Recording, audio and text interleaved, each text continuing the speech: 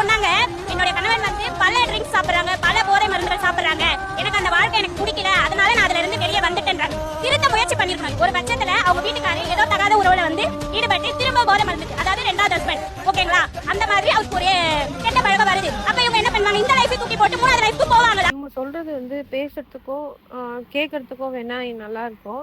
ஆனா அது வாழ்றவங்களுக்கு தான் அதை பத்தி தெரியும். உண்மையா சொல்றேன். குடிகாரங்களுக்கு கூட சந்தேகப்படுறாங்களா அவங்க கூடயும் இருக்கிறது நரகத்துல இருக்கிற மாதிரி பொண்ணுங்களுக்கு. ஸோ பொண்ணுங்களா இருந்தாலும் சரி, பசங்களா இருந்தாலும் சரி, அந்த மாதிரி ஒரு பார்ட்னர் கூட இருக்கிறது வந்து ஒரு நரகத்துல இருக்கிற மாதிரி தான் நான் சொல்லுவேன். ஏன்னா அவங்க சொல்றாங்க, அவங்கள திருத்தறதுக்கு முயற்சிப்பேன். உண்மையா சொல்லணும்னா, அந்த மாரி இருக்கிறவங்கள திருத்தவே முடியாது. அவங்களா திருந்துனா மட்டும்தான் உண்டு. இந்த மாரி குடிகாரர்களுக்கும், இந்த மாரி படுறவங்களும் கல்யாணம் பண்ணிக்கின்னு, பொண்ணுங்க வந்து எவ்வளோ கஷ்டப்படுறாங்கன்னு நெறைய பேர் நான் பார்த்துருக்கேன். நெறைய பேர் இருக்கிறாங்க. இது எல்லாரும் பார்த்துருப்பீங்க. நான் மட்டும் இல்ல, நெறைய பேர் பார்த்துருப்பாங்க. ஃபேமிலி எவ்வளோ கஷ்டப்படுறாங்க அப்படின்னு சொல்லிட்டு. இவங்க வந்து எப்படி இவ்வளோ ஈஸியா சொல்றாங்கன்னு எனக்கு சத்தியமா தெரியல. ஏன்னா, அவங்க ஹஸ்பண்ட் வந்து ஒரு குடிகாரனா இல்லாம இருந்திருக்கலாம். அதனால இவங்க பேசுறது வந்து இவ்வளோ ஈஸியா இருக்கு. ஸோ அடுத்தவங்களையும் யோசிச்சு பாருங்க. குடிகாரனுங்கள கல்யாணம் பண்ணிக்கின்னு எவ்வளோ வாழ்க்கைய வந்து கஷ்டப்படுறாங்க அப்படின்னு சொல்லிட்டு. அவங்க திருத்தல அப்படின்னு சொல்லிட்டு இன்னொரு கல்யாணம் பண்ணிக்கினாங்க. இன்னொருத்தரும் அதே மாதிரி இருந்துட்டு இன்னொரு கல்யாணம் பண்ணிப்பாங்களா அப்படின்னு கேட்குறாங்க. அவங்க இன்னொரு கல்யாணம் பத்தி யோசிக்க மாட்டாங்க. ஆம்பளைங்களையும் நம்புறதுக்கு அவங்க தயாராகவும் இருக்க மாட்டாங்க.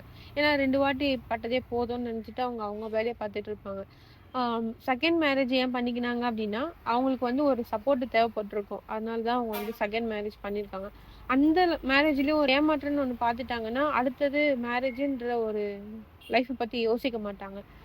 குடிகாரன் கூட இருந்துட்டு பிடிக்காத ஒரு லைஃப்ப வாழ்றதை விட வெளியே வர்றது எவ்வளோ பெட்டர் அப்படின்னு சொல்லிட்டு வெளியே வந்துட்டு அவங்க கெட்டு போல ஒரு நல்ல லைஃப்ல ஒரு ஒரு பிஸ்னஸ்ன்னு ஒன்று அவங்களுக்கு தேவையான ஒரு ஸ்கில் கற்றுக்கிட்டு அவங்க நல்லா தான் இருக்கிறாங்க. இன்னொரு வீடியோ அந்த பொண்ணு பேசினாங்க பார்த்தீங்களா, நான் ஒரு குடிகாரனை கல்யாணம் பண்ணி டைவர்ஸ் பண்ணி இருந்தாங்க பார்த்தீங்களா, அவங்களோட வீடியோ ஆட் பண்ணுறேன்.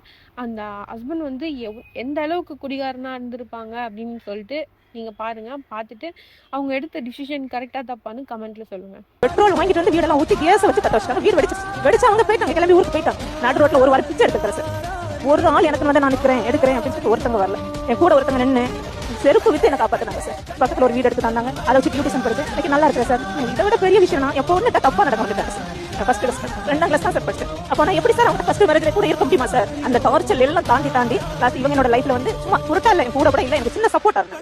பார்த்தீங்களா அவங்க எவ்வளோ கஷ்டத்தை அனுபவிச்சிருக்காங்கன்னு சொல்லிட்டு. அப்படி இருக்கிறவங்க கூட யாராச்சும் வாழ்வாங்களா? யோசிச்சு பேசுங்க.